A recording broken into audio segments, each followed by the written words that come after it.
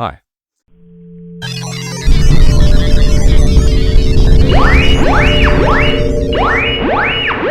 The last time I did one of these, I was joined by my dog Grace, who was kind of the star of that story because thanks to her alertness, I was able to rush to my gate and catch the mail carrier in the act of hoisting my package full of Blue Planet Recontact. It's a very heavy book and would have done a lot of destruction to itself had it been allowed to crash down onto the concrete on the other side of my 6-foot gate. She saved the day there, where we had both failed to save the day for the delivery of Pendragon much earlier. Well, this time we received notification that a package was coming. We didn't know what package was coming. We just knew the general part of the world it was coming from and that it had been carried to the country by DHL and then passed off to a DHL affiliate who had then passed it off to the local mail carriers for delivery. So there was a little bit of trepidation about would I have another Pendragon or would we be able to foil the potential destruction? I don't know why they won't put boxes in my giant mailbox, but anyway. So I was out walking with Grace and I was out walking with Kobe, our English setter, and thanks to the combination of Grace's regular alertness as a Doberman pincer and Kobe's preternatural connection to the other world, we were in the right place at the right time to spot the mail carrier at the gate. So we rushed down our lane, trying to get there as he obviously is giving up, realizing, the homeowner is not there. And rather than placing the package at the gate, rather than placing the package in the mailbox large enough to have taken it, you see the package going up. But I was able to call out and stop him. And so he was able to pass it directly into my hands. Crisis averted. But what is the game, you might be wondering? Well, Cubicle 7 a few years ago announced that they were going to do a second edition of the Laundry role-playing game. Now, the original, also done by them, was done via BRP.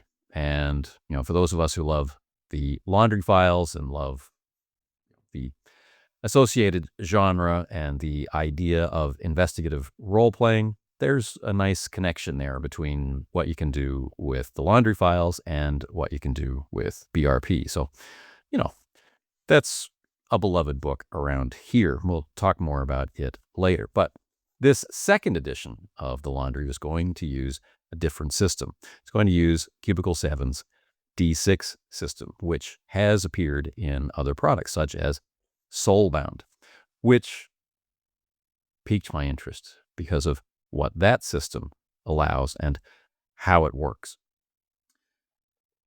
But like I said, more on that later. So what was delivered for my backer rewards from Cubicle 7's quite successful Kickstarter for the Laundry role-playing game, second edition. And at the level at which I backed, that means I was waiting on 4 hardcover books. Now, the Kickstarter suggested that delivery would be handled in February of 2025. It's now March of 2026. So something has obviously happened in between the launching of the Kickstarter and, the final delivery, which is fairly normal for Kickstarter. 1-year delivery delay for hardcover is what we found. The files, the PDF files, were delivered much earlier, and fairly regular updates have been coming along ever since. There's an interesting combination of, you can do it comments on the Kickstarter campaign page and the, kind of burn in hell type of comments on the Kickstarter page. Deep suspicion that the money has been stolen and all kinds of stuff. It's quite a dramatic page to follow. I don't quite think the Cubicle 7 has earned that much ire, but there you have it. You know, the internet being what it is, which is, you know, thematically appropriate for the laundry, is it not? So, as I mentioned, we were able to avert the disaster. So my books have arrived unharmed. And in fact, it's been quite a while since I've received books in this condition. So that's kind of nice. No kind of damaged by the manufacturer kind of curls to the corners. But let's very quickly take a look at them in this format. We have the Supervisor's Guide, right? The slim tome, or so it might seem, right? Very full color. I will be showing the interiors as we go on. The Operative's Handbook, very nice, similar size, also full color, dramatic. Applied Occult Computing, all right, which is an introductory scenario and crash course in magic.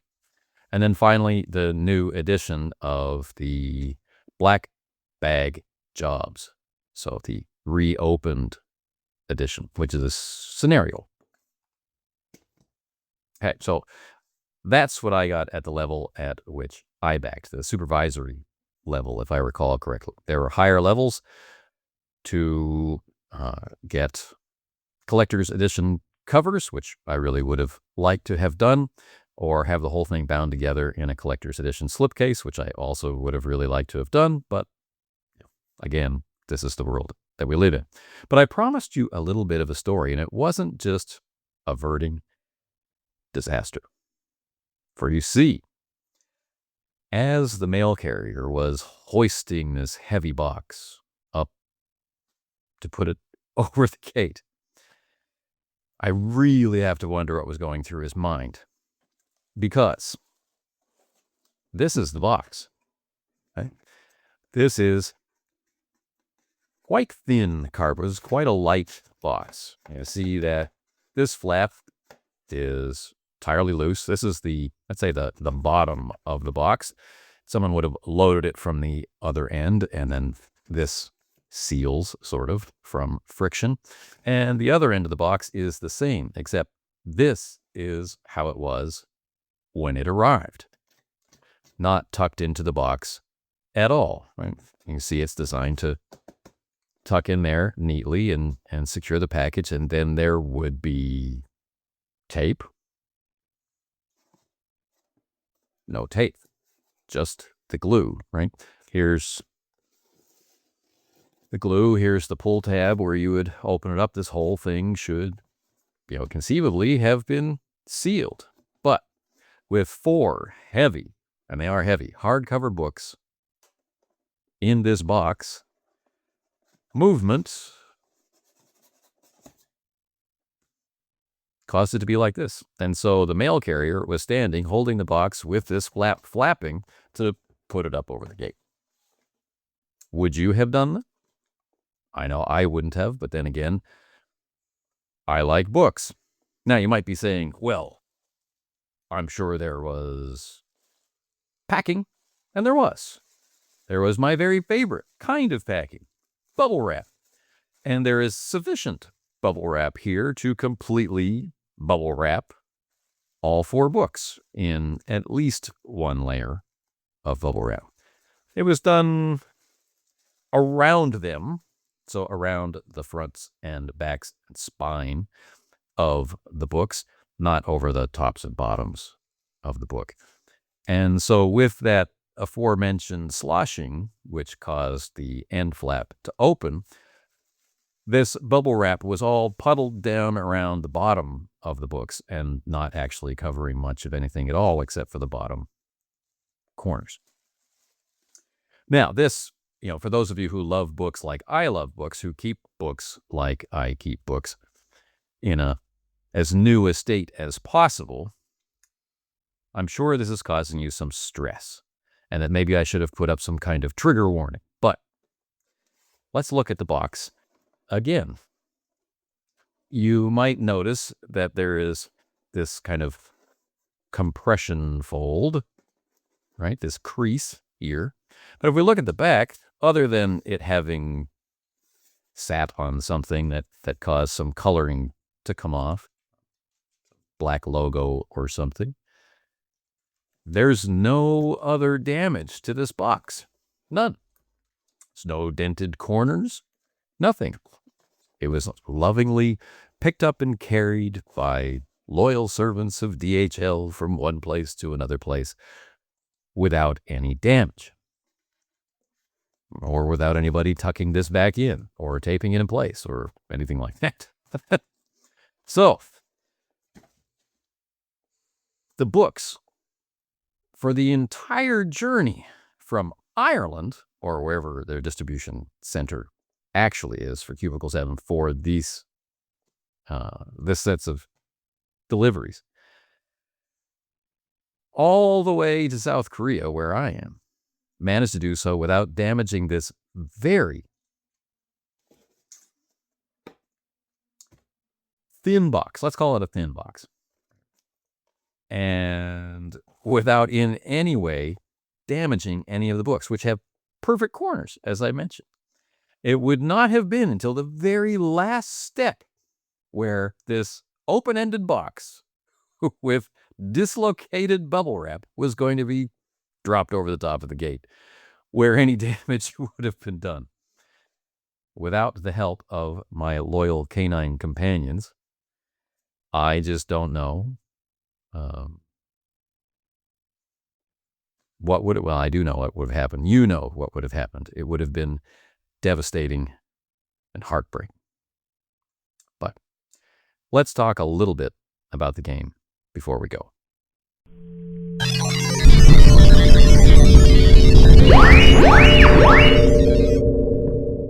The original, The Laundry, a role-playing game based on the Laundry Files novels by Charles Stross, right? BRP, licensed by Chaosium. This was released when? When was this released? 2010. It's been quite a while since then. So this original, I dearly like this. All-in-one, unique magic system, lots of snide, sarcastic, bureaucratic nonsense. It just really is great. Great version of the game. How do you top it if you either cannot or do not want to connect the game to BRP? And we can kind of understand why Cubicle 7 might be hesitant about connecting to BRP, even under conditions like the new Orc license. Based on past experience with World War Cthulhu, if nothing else. So, this second edition uses the C7D6, as I think about it, the new system for their games. And one of the things that I like about it, or one of the things that I find useful about it, is that it can quite quickly express difficulty for the agent, and it's quite easy to scale this up across the range of possibilities present in the series. The series itself sets its assumed action, if you're familiar with the series, prior to a little event referred to in the stories as Case Nightmare Green. If you follow the series along, you'll know that that is an event which takes place around the midpoint of the series, and things get interesting. Maybe more interesting than a typical system approach might be prepared to handle. It might really handle the types of characters that are present in the stories in the early stages, or might well represent characters as they're represented in its later stages or the like, but have some kind of challenge representing them all across the full range of their development through the stories. There are some wildly kind of off-the-charts abilities and magic and technology to which the characters gain access, which might tax a more typical system. So using this in-house D6 system, that issue is largely obviated.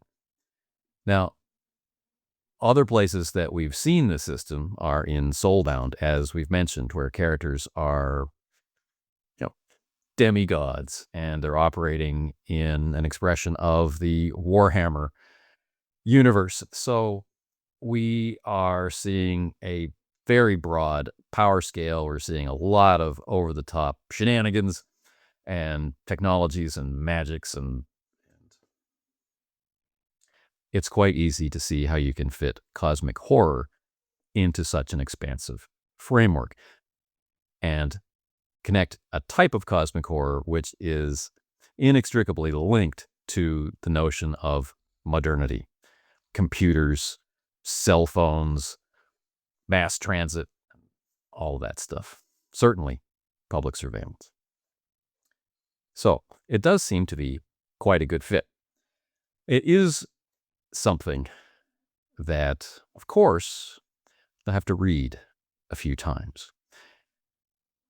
So with this unboxing video, we're not going to go deeply into everything that is the laundry. I hope you enjoyed your look at how the books present themselves now.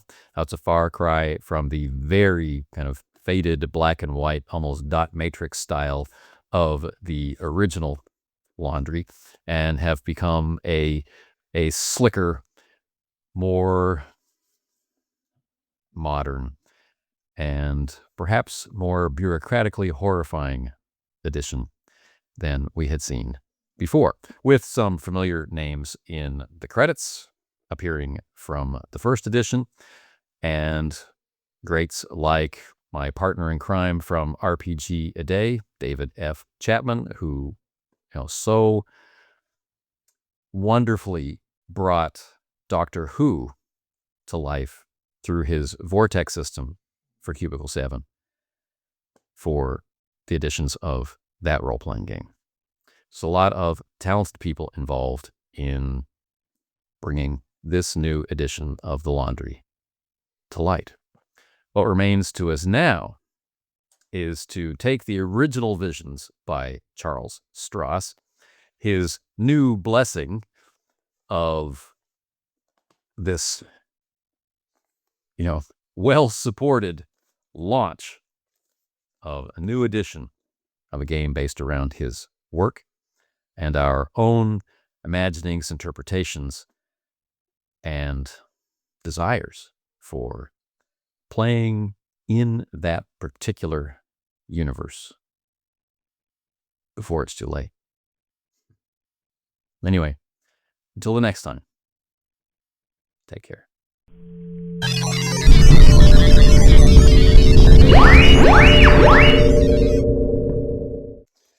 You didn't want to be on camera. It was too scary. Yeah. Well, this one. You wanted to be on camera. Well, you didn't come on camera. What's going on? Why didn't you come on camera? Hey, Colby. You've been on camera a lot. You've been on camera a lot because you are an attention animal. You're not an English setter. You're an attention animal. Yeah.